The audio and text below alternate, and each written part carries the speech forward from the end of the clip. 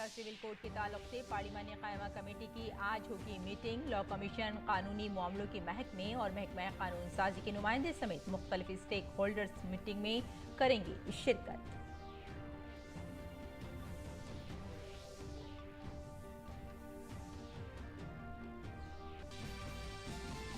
सदर जमहूरिया द्रौपदी मुर्मू आषाढ़ पूर्णिमा के मौके पर धर्म चक्र परिवर्तन दिवस तकरीब से वर्चुअली करेंगे खिताब। कर्नाटक के मानेली में श्री सत्य साई यूनिवर्सिटी की दूसरी तकरीबें तकसीम असनाद में भी होंगी शामिल।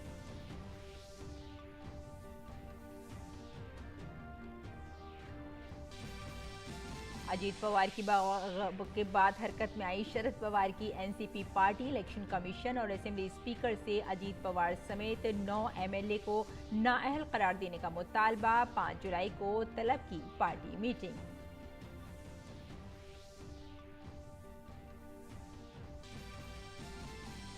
जम्मू कश्मीर में अमरनाथ यात्रा अकीदत व एहतराम से जारी। मुल्क के कई हिस्सों से बड़ी तादाद में वादी पहुंच रहे हैं अकीदतमंद।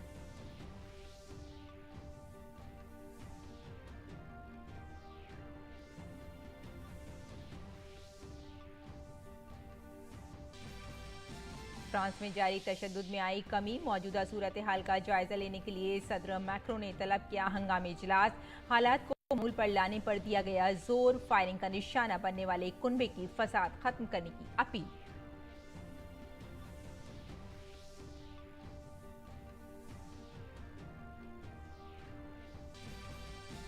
और विंबलडन का आगाज आज से हो रहा है। पहले राउंड में सर्बिया के तजुर्बेकार टेनिस खिलाड़ी और मौजूदा फातेह नोवाक जोकोविच का अर्जेंटीना के पेड्रो केचन से मुकाबला।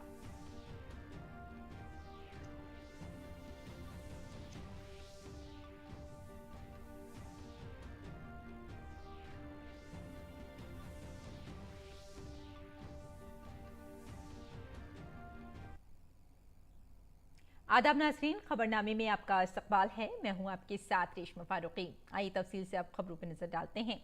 अमला, अवामी शिकायत, कानून और इंसाफ पर पार्लिमानी कायमा कमेटी आज यकसा सिविल कोड पर मीटिंग करेगी।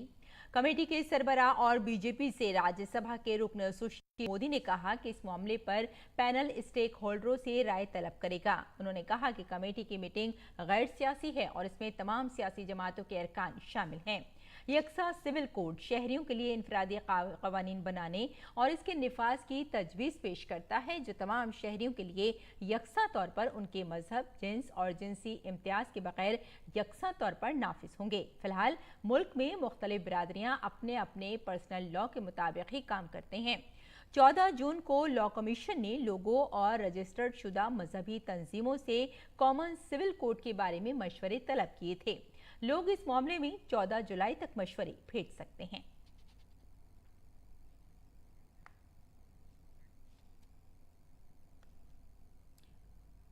और नाजरीन, इस सिलसिले में मजीद तफसीलात के लिए बात करते हैं अपने नुमाइंदे शैलेंद्र मिश्र से। शैलेंद्र, जैसे कि अभी हमने बात की यूनिफॉर्म सिविल कोड की, तो सबसे पहले हम आपसे ये जानना चाहेंगे कि इसे समझने के लिए एक आम शहरी को किस तरह से हम तफसील से बता सकते हैं, क्योंकि आज एक मीटिंग भी होने जा रही है जो काफी खास रहेगी। जी देखिए, आज जो बैठक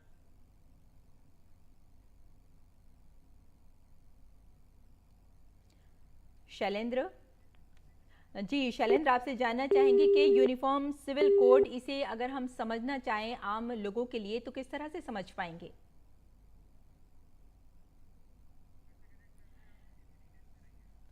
तो एक बार फिर हम आपको बता देते हैं कि यकसा सिविल कोड के ताल्लुक से पार्लिमानी कायमा कमेटी की आज मीटिंग होने जा रही है और लॉ कमीशन, कानूनी मामलों के महकमे और महकमा कानून साजी के जो नुमाइंदे हैं इसमें वो शामिल होने जा रहे हैं और स्टेक होल्डर्स जो हैं उनसे भी राय तलब की जाएगी।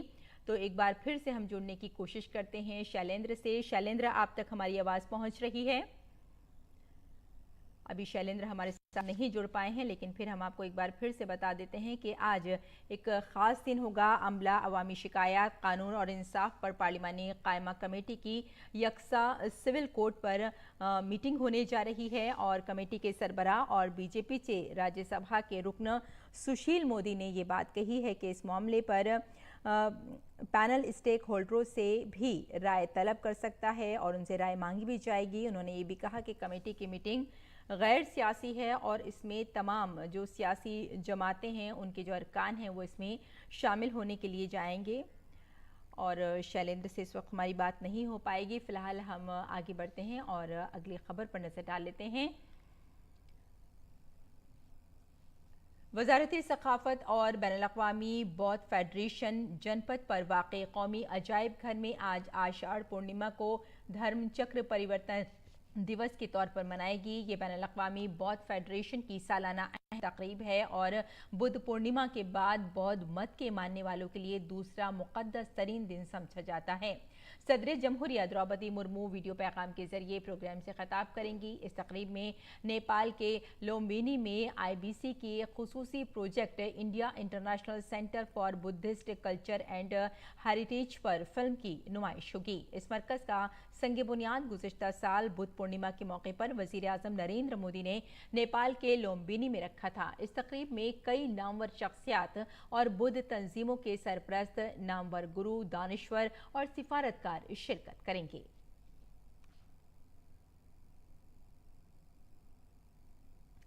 सदर जमहूरिया द्रौपदी मुर्मू आज से कर्नाटक, तेलंगाना और महाराष्ट्र के 5 रोज़ा दौरे पर रहेंगी। सदर जमहूरिया आज कर्नाटक के मदनमल्ली में श्री सत्य साई यूनिवर्सिटी के दूसरे कन्वोकेशन में शिरकत करेंगी और मंगल को सदर जमहूरिया हैदराबाद में अलोरी सीताराम राजू के 125वें यौम पैदाइश की इख्तितामी तकरीब से भी खिताब करेंगी।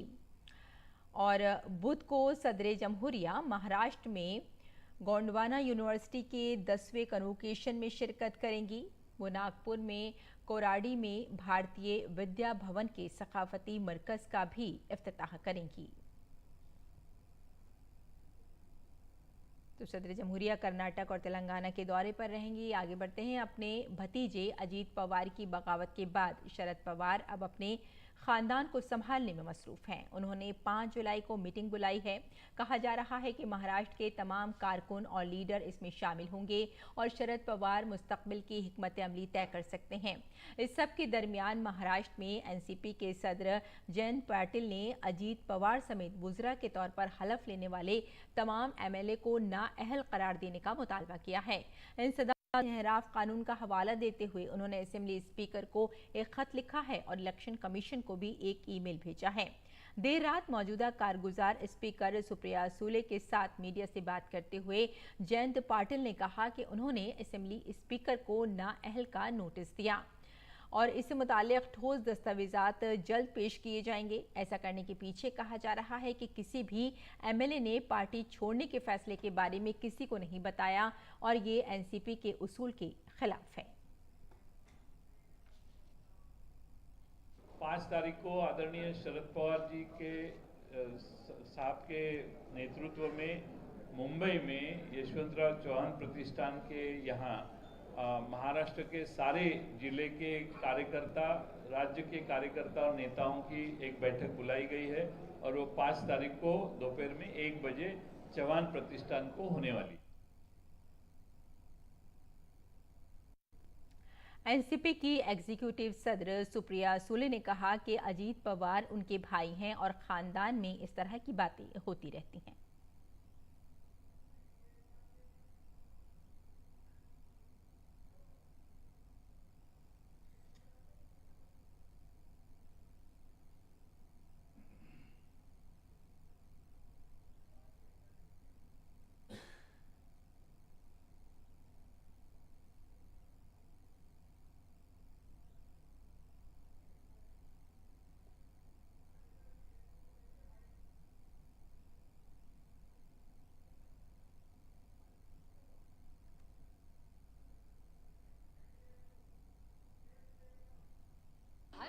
चर्चा एक फैमिली में होती है, एनसीपी फैमिली में। आपने आपके बहन से क्या बात की, आप मुझे बताएंगे? तो मैं कैसे आपको बताऊं मैं और मेरे भाई के बारे में क्या बात की? एक सोच में और नाराजगी में बहुत अंतर होता है। एनसीपी में नाराजगी कभी नहीं। इस मुश्किल वक्त में सुप्रिया सुले ने कहा कि एनसीपी के तमाम एमएलए उनकी पार्टी के लिए अनमोल हैं। हर कोई अपने खानदान के एक फर्द की तरह है। Every MLA of NCP is precious to us. हम सबको प्यार भी करते हैं और मान और सम्मान करते हैं। अभी हर एमएलए जो एनसीपी का आज है, उसके लिए हमारे मन में प्यार, विश्वास और आदर ही है और रहेगा। उसके बाद कौन क्या करेगा वो आगे देखेंगे। The story will unfold in 2-3 days, but हम साथ में एक फैमिली की तरह रहे हैं और मेरे मन में उनके लिए हमेशा प्यार ही रहेगा। और भारत की G20 की सरबराही में स्टार्टअप 20 एंगेजमेंट ग्रुप आज से हरियाणा के गुरुग्राम में स्टार्टअप 20 समिट का इनेकाद करेगा। इस 2 रोज़ा सरबराही इजलास के दौरान स्टार्टअप सेक्टर से मुतालिक कई अहम मौज़ूआत पर सेमिनार और पैनल मुबाहिसों का एहतमाम भी किया जाएगा। नीज़ मंदुबीन को सनत के माहिरीन, पॉलिसी साजों और मुफक्करीन के साथ बातचीत का भी मौका मिलेगा। स्टार्टअप 20 समिट इक़्तिसादी खुशहाली को आगे बढ़ाने में स्टार्टअप्स की बेपनाह सलाहियत की अलामत है। जिद्दत तराजी और एंटरप्रेन्योरशिप को फ़रोग़ देने वाले माहौल को फ़रोग़ देकर सरबराही इजलास का मकसद स्टार्टअप की पूरी सलाहियत को उजागर करना, इक़्तिसादी तरक्की, रोज़गार के मौक़े और पायदार तरक्की को फ़रोग़ देना है। भारत की G20 की सरबराही में स्टार्टअप 20 एंगेजमेंट ग्रुप का मकसद आलमी स्टार्टअप माहौलियाती निज़ाम के मुस्तक़बिल को तश्कील देता है। ये ग्रुप इक़्तिसादी खुशहाली के लिए जिद्दत तराजी, ताउन और जामे तरक्की को फ़रोग़ देने की कोशिश करता है। सुप्रीम कोर्ट आज माफिया अतीक अहमद और उसके भाई अशरफ के कत्ल के मामले की आज़ादाना जांच के मुतालबे वाली अर्जी पर आज समाअत करेगा। इस दौरान माफिया अतीक अहमद और उसके भाई अशरफ के कत्ल की जांच के लिए तश्कील शुदा लॉ कमीशन को रिपोर्ट दाखिल करने के लिए मजीद 3 माह का मौका दिया गया है। कमीशन अब 24 सितंबर तक अपनी रिपोर्ट दाखिल करेगा। मफाद आमा की एक दरख्वास्त पर सुप्रीम कोर्ट के हुक्म के बाद उत्तर प्रदेश हुकूमत ने स्टेटस रिपोर्ट में ये जानकारी दी है। और सुप्रीम कोर्ट मणिपुर में कुकी कबायलियों को तहफ़्फ़ुज़ फराहम करने की अर्जी पर आज समाअत करेगा। एक NGO ने मणिपुर में अक़लियती कबायलियों को फौजी तहफ़्फ़ुज़ फराहम करने के लिए दरख्वास्त दायर की है। चीफ जस्टिस DY चंद्रचूड़ और जस्टिस PS नरसिम्हा और मनोज मिश्रा मणिपुर ट्रिपल फोरम की अर्जी पर समाअत करेंगे। जम्मू कश्मीर में जारी अमरनाथ यात्रा आज तीसरा दिन है। यात्रा के तीसरे दिन आज सुबह जम्मू से 4139 अकीदतमंदों का चौथा जत्था रवाना हुआ। यात्रा को लेकर अकीदतमंदों में जोशो खरोश देखा जा रहा है। जम्मू कश्मीर के सिविल और सिक्योरिटी इदारों की तरफ से इस 2 माह तवील यात्रा के बखूबी इनेकाद के लिए वसी इंतजाम किए गए हैं। इसके पेश नज़र लेफ्टिनेंट गवर्नर मनोज सिन्हा ने इतवार को बालटाल रूट का दौरा करके इंतजामात का जायजा लिया और मुसाफिरों से बातचीत भी की। लेफ्टिनेंट गवर्नर मनोज सिन्हा ने कहा कि सहूलत के साथ साथ सेहत और हिफाजत का भी खास ख्याल रखा गया है। बाबा बर्फानी की गुफा का सफर इस बार 62 दिन का है।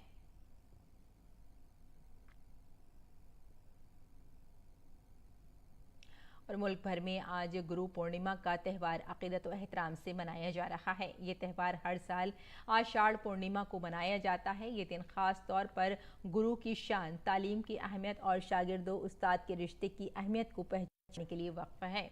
गुरु पूर्णिमा के मौके पर अक़ीदतमंदों ने गौरी शंकर मंदिर में पूजा अर्चना की।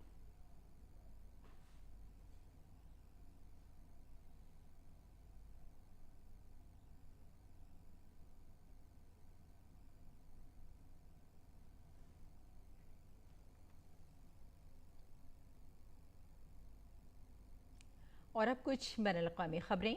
2017 में फ्रांसीसी सदर का ओहदा संभालने के बाद उनके लिए सबसे बड़ा चैलेंज मुल्क में जारी तशद्दुद पर काबू पाना है। मुल्क में 5 दिनों से जारी तशद्दुद में कल कुछ कमी आई है। सदर इमैनुअल मैक्रों ने मौजूदा सूरत हाल का जायजा लेने के लिए कल एक हंगामी मीटिंग की। इजलास में वजीर आजम, वजीर दाखिला और वजीर इंसाफ समेत कई आला हुक्काम ने शिरकत की।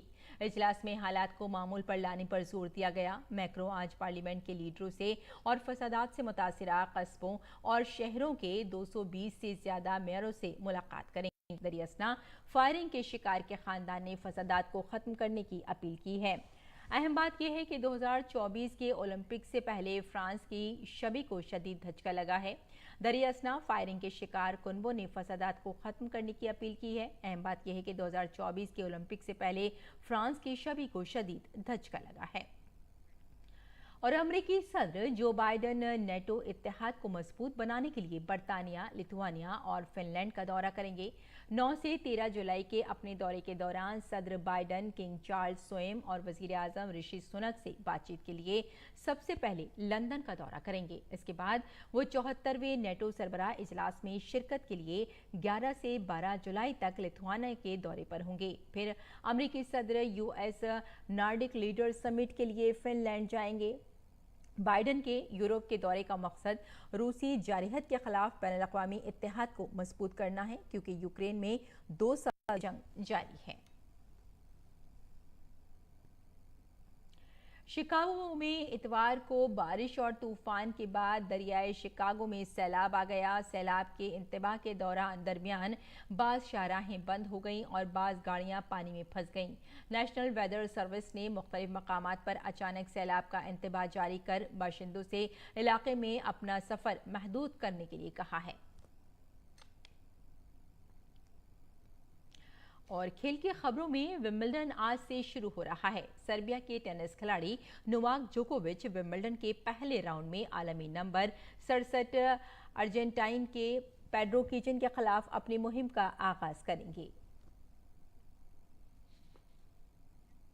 बर्तानिया के एंडी मरे पहले दौर में हमवतन रियान पेटिसन से मुकाबला करेंगे, तो दूसरी जानिब 5वें सीड स्टीफानोस सित्सिपास टूर्नामेंट में अपने पहले दौर का मैच डोमिनिक के खिलाफ खेलेंगे। विंबलडन के पहले दौर के मुकाबले में आलमी नंबर 1 कार्लोस अल्कराज पहले राउंड में फ्रांसीसी तजुर्बेकार जेरेमी चार्डी का मुकाबला करेंगे। और अमेरिका की 43 साल विमेंस विलियम्स का मुकाबला पहले राउंड में एलिवीना स्वितोलिना से होगा। और वेनिस 5 मरतबा विंबलडन का टाइटल जीत चुकी हैं और वो 24वीं मरतबा इस टूर्नामेंट में खेलने के लिए उतरेंगी। लॉर्ड्स में खेले गए एशेज सीरीज के दूसरे टेस्ट मैच में ऑस्ट्रेलिया ने इंग्लैंड को 43 रन से शिकस्त दे दी है। इस जीत के साथ ही ऑस्ट्रेलिया ने 5 मैचों की एशियन सीरीज में 2-0 की बढ़तरी हासिल कर ली है। इस मैच में ऑस्ट्रेलिया ने इंग्लैंड को जीत के लिए 371 रन का हदफ दिया था, लेकिन बेन स्टोक्स के 155 रन के बावजूद इंग्लैंड 327 रन ही बना सकी। Board of control for cricket in India BCCI ने बांग्लादेश के दौरे के लिए भारतीय खवातीन क्रिकेट टीम का ऐलान कर दिया है। भारतीय टीम 9 जुलाई से मीरपुर में शुरू होने वाले बांग्लादेश के दौरे में 3 वनडे और 3 टी20 मैच खेलेगी। दाएं हाथ की तेज गेंदबाज रेणुका सिंह और विकेट कीपर ऋचा घोष को टीम में जगह नहीं मिली है। भारतीय टीम हरमनप्रीत कौर की क़यादत में मुकाबला करेगी, जबकि स्मृति मंधाना नायब कप्तान की जिम्मेदारी संभालेंगी। दौरे का आगाज 3 मैचों की टी20 सीरीज के साथ होगा और पहला मैच 9 जुलाई को खेला जाएगा, दूसरा मैच 11 जुलाई और तीसरा मैच 13 जुलाई को खेला जाएगा। 3 एक रोज़ा मैचों की सीरीज 2 दिन के वक्फे के बाद 16 जुलाई से शुरू होगी।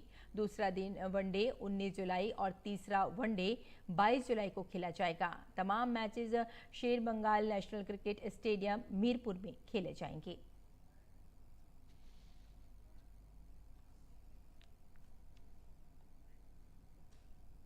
और नाज़रीन, आइए अब नजर डाल लेते हैं से शाये कुछ उर्दू अखबारात पर।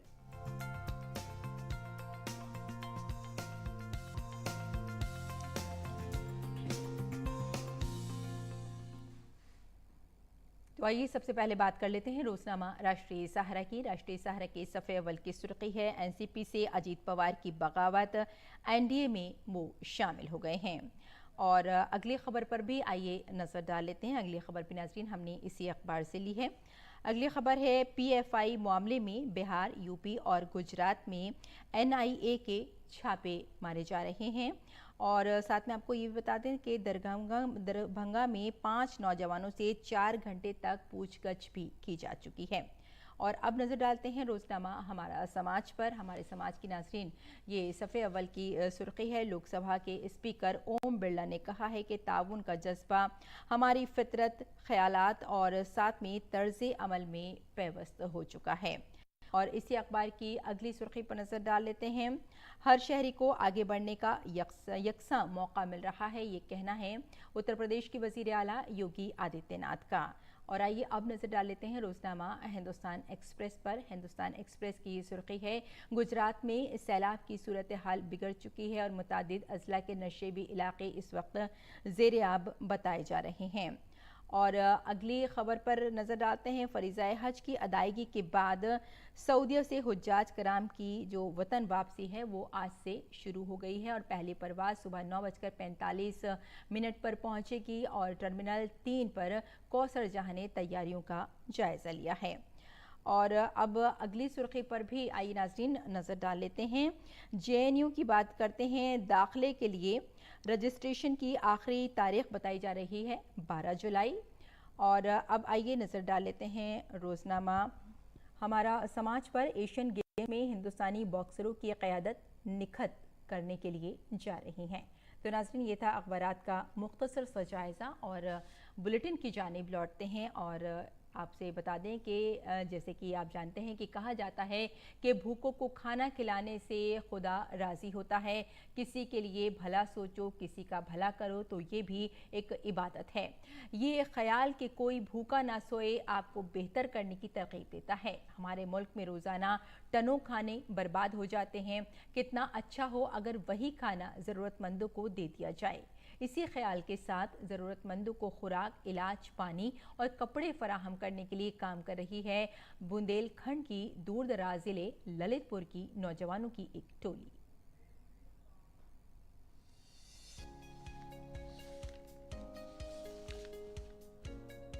भूखे को खाना, बीमारों का मुनासिब इलाज, प्यासे को पानी और जरूरतमंदों को लिबास के साथ नौजवानों का ये ग्रुप बुंदेलखंड के दूर दराज के जिला ललितपुर में काम कर रहा है। दर हकीकत जब अमित प्रिया जैन और उनके साथियों ने कोरोना के दौर में जिला अस्पताल में जेर इलाज गरीब मरीजों और लोगों की खराब माशी हालत को देखा तो उन्होंने सूरत हाल को बदलने का फैसला किया। उन्होंने अन्नपूर्णा सेवा संघ के जरिए तब्दीली की पहल की और खिदमत के कामों में लग गए। देखिए कितना लजीज और ग़िज़ाइयत से भरपूर खाना तैयार किया जा रहा है। यहाँ डिस्ट्रिक्ट अस्पताल में रोजाना 800 से ज़ायद जरूरतमंदों को ताज़ा और लजीज खाना मुफ्त फराहम किया जाता है। और ख़ास बात यह है कि इसके लिए ये लोग अपनी आमदनी का ज़्यादातर हिस्सा इस खिदमत के काम में सर्व कर देते हैं। कड़ी से कड़ी जुड़ती है और काफिला बनता चला जाता है। ऐसा ही कुछ आज यहाँ देखने को मिल रहा है। मुख्तलिफ खिदमात में मसरूफ 600 से ज्यादा सामाजिक कारकुन अन्नपूर्णा सेवा संघ में शामिल हो चुके हैं।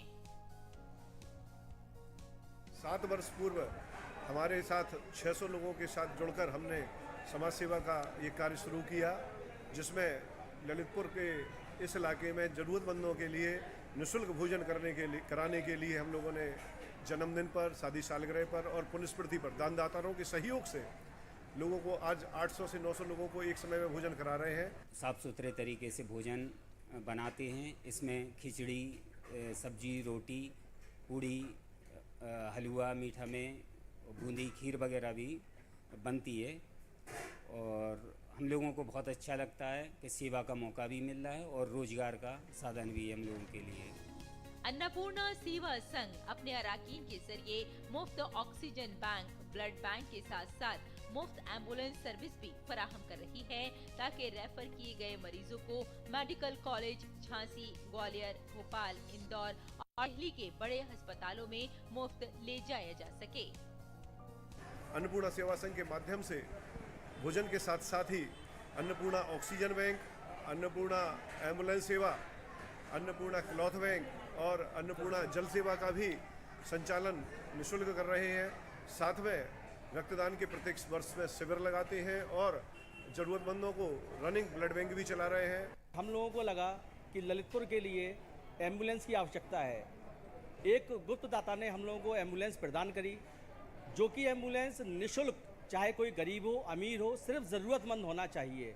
हम लोग निःशुल्क ऑल इंडिया में इस एम्बुलेंस को कहीं भी भेज देते हैं। रात को 2 बजे भी कोई कॉल हमारे पास आती है या दिन में भी कोई कॉल आती है तो उसको हम लोग एम्बुलेंस प्रोवाइड करा देते हैं। मेरी साले की घरवाली थी, कोई दिक्कत थी तो अन्नपूर्णा सेवा संघ से मैंने संपर्क किया, उन्होंने हमारे लिए निःशुल्क ब्लड दिया। ये साफ सुथरे और करीने से लगे कपड़े इस बात का खास है कि ये सिर्फ कपड़े का बैंक नहीं है, बल्कि ये लोगों की इज्जत-ए-नफ्स को बरकरार रखने की एक कोशिश है। चुनांचे ठंडे पानी की ये यूनिट रास्ते में लोगों की प्यास बुझाने का हौसला रखती है। यही नहीं, अन्नपूर्णा सेवा संघ अपनी तंजीम के जरिए बहुत से लोगों को मुलाजमत फराहम करने के साथ साथ समाज के रसूखदार और खुशहाल लोगों को तफरीक को खत्म करके अपने तीज त्योहार खुशी और गम जरूरतमंदों के साथ मनाने का मशवरा भी दे रही है। विकास सिंह की रिपोर्ट, डीडी न्यूज उर्दू खबरें। और अब जानते हैं मौसम का हाल।